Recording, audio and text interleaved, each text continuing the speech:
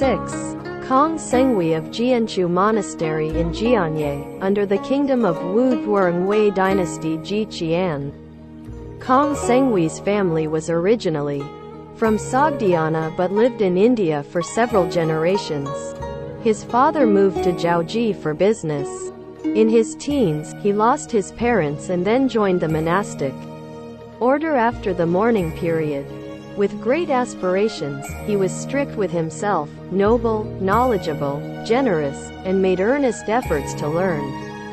As a result, he comprehended the Tripitaka, was well versed in the 6 books as well as various disciplines including astronomy, and was concise in his reading and writing. At that time, Sun Quan controlled Jiangzhou. Buddhism had not yet been transmitted into the area. Previously, an Upasaka named Ji Qian, styled as Gongming and also called Ji Yu, who was from Yuzi, visited China. Dating back further, during the reigns of Emperor Huan and Emperor Ling of the Han dynasty, Ji Chen had translated multiple sutras. Ji Liang followed Ji Chen for studies, and then Ji Qian learned from Ji Chen after Ji Liang. Versed in sutras and classics, Ji Qian was expert in various mundane skills, ventured in all kinds of books, and mastered the languages of 6 countries. He was tall, slim, dark-skinned, and possessed yellow irises in large whites. His contemporaries would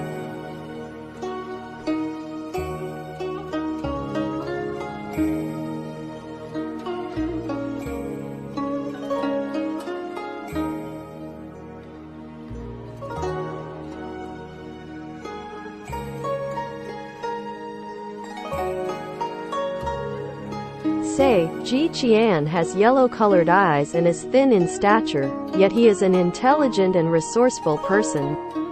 During the state upheaval at the end of Emperor Xian's reign, Ji Qian came to the kingdom of Wu for asylum. Sun Quan heard about his wisdom and invited him to the palace for a meeting.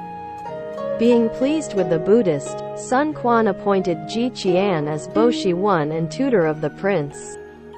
He trained the prince along with Wei Yao and others. Due to Ji Qian's alien birthplace, the Wuji did not include him in the stories.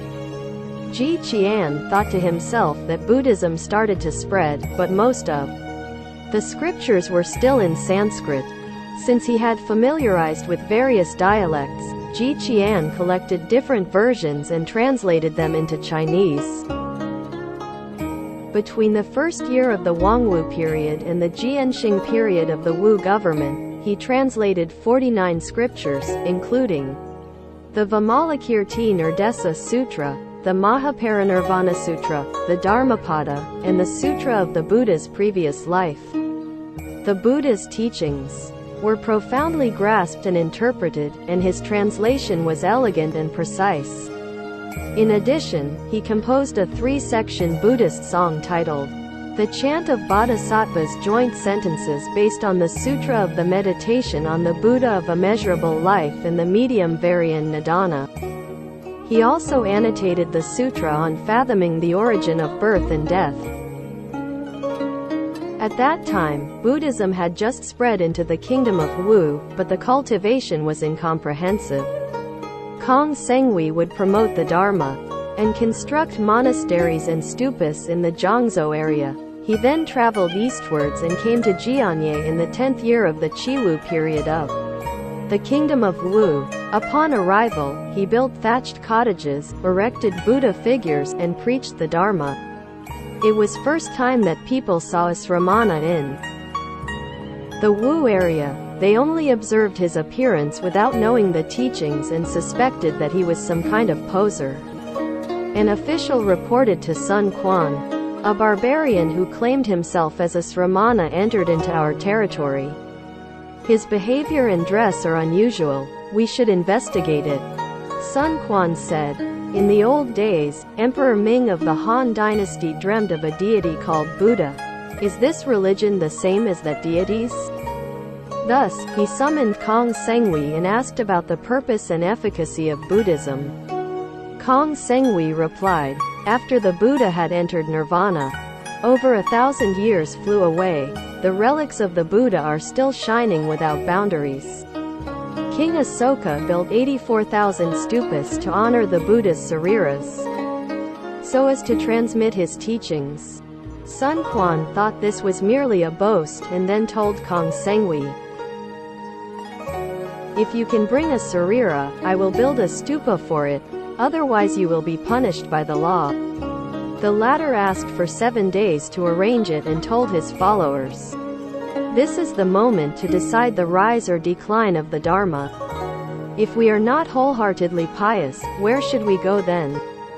Thus, the group of people took their bath, put on clean clothes, and stayed in a vihara room, placing a bronze vase on a table, burning incense, and worshipping the Buddha.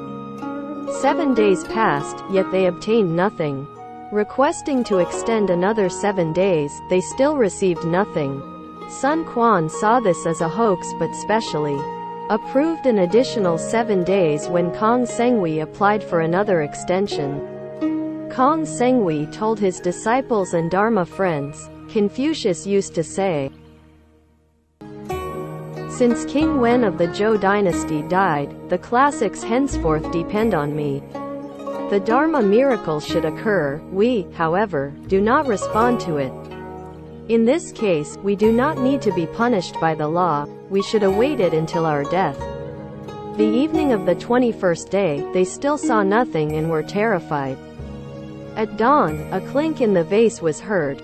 Kang Senghui got up to see. There really was a piece of relic, which was submitted to Sun Quan in the morning. The entire body of ministers gathered to see it. 5-colored light and flame emerged from the vase. Sun Quan poured out the relic onto a bronze plate, and it amazingly smashed the plate. Sun Quan was shocked, immediately registered profound respect, and admitted it was a rarely auspicious object. Kang Senghui came closer to explain, the miracle of the relic does not manifest in only its light. Even the fire at the end of kalpa or diamond mallet cannot damage it. Sun Quan ordered a test, and Kang Senghui swore, "The cloud-like Dharma has no boundary, and sentient beings are bathed in its favors. I hope the miracles continue to show the wonderful power." Then, the relic was put on an anvil, and a strong soldier hit it with a hammer. While the hammer and the anvil were dented, the relic was still intact. Sun Quan was deeply amazed and decided to build a stupa for it immediately. Since this was the first temple, it was called Jianchu Temple. The location was called Fatuo Li, and Buddhism then spread widely in the Jiangzhou area. When Sun Hao succeeded to the throne, the governance became tyrannical and cruel. He ordered the abolishment of excessive temples. Buddhist monasteries were also on the verge of disaster. Sun Hao said, "Why is Buddhism so popular? If the preacher is right, corresponding to the classic teachings, it can be kept. If the temples are merely nominal, however, they deserve to be burned." All of the officials said, "The Buddha's power is different from other deities." Kang Senghui showed an auspicious sign, and the founding emperor had temples built. "If we exterminate them now, we may regret it someday." Sun Hao then sent Zhang Yu to interrogate Kang Senghui at the temple. Zhang Yu was eloquent and asked various questions. Kang Senghui answered wisely with brilliant words. From morning to evening, Zhang Yu could not bend Kang Senghui's will, so he prepared to leave. Kang Senghui said goodbye at the gate. At that moment, someone was offering animal sacrifices next to the temple. Zhang Yu said, "Now that Buddhist teachings spread widely in the country, why are these people still superstitious and not changing their behaviors despite being so close to the temple?" Kang Senghui replied, "The deaf cannot hear thunder. But this is not because of the weakness of the sound. If a person is sensible, he can respond to Buddhism 10,000 miles away, while logic does not exist in a man. Even the liver and gallbladder may stay apart for him." Zhang Yu returned to the emperor with remarks, saying Kang Senghui's intelligence exceeded his imagination, hoping that the emperor would interview him in person. Sun Hao then summoned people of virtue into the court and sent a carriage to fetch Kang Senghui. As Kang Senghui sat down, Sun Hao asked, "What is the karma that Buddhism preaches?" Kang Senghui answered, "A wise monarch guides his subjects' behaviors with filial piety and care. Thus the auspicious red raven and elder star appear. He teaches them to treat beings with kindness and virtue, then the propitious sweet spring and fine seedlings will emerge. Since merit brings fortune, it is the contrary for viciousness. Hence those who commit evil doings in secret would be found and killed by ghosts. Those who do wicked things would be found and killed by humans." The Book of Changes says, "The family that continues to accumulate merit possesses luck." The Book of Songs records, "Prayers for fortune should not be based on tricks."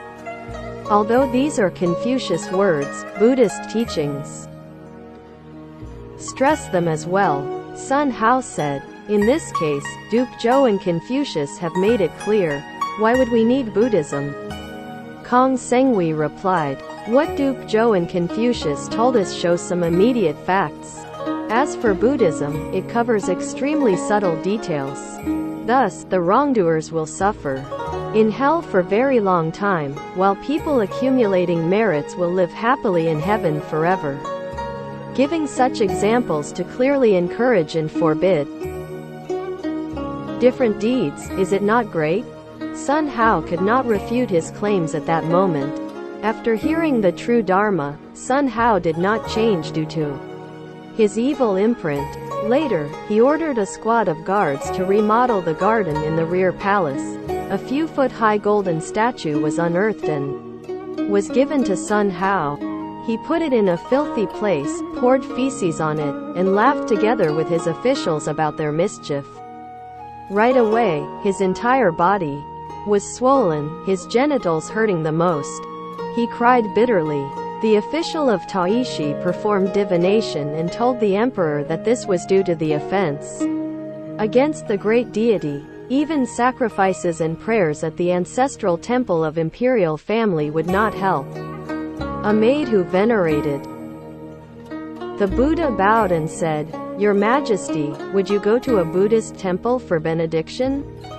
Sun Hao looked up and asked, "Is the great deity the Buddha?" The maid confirmed, "The great deity is the Buddha." Sun Hao then understood what the maid meant.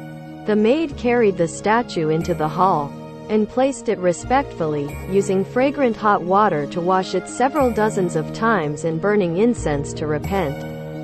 Sun Hao knocked his head on the pillow, stating his criminal acts, and the pain subsided from time to time. Soon afterwards, he sent people to greet monks in the temple and invited Kang Senghui to preach the Dharma. The latter then came to the palace. Sun Hao asked about the causes of punishment and luck, and Kang Senghui analyzed the essentials for him. Sun Hao was born with cleverness, happy to learn it, and asked to read the precepts for Asramana.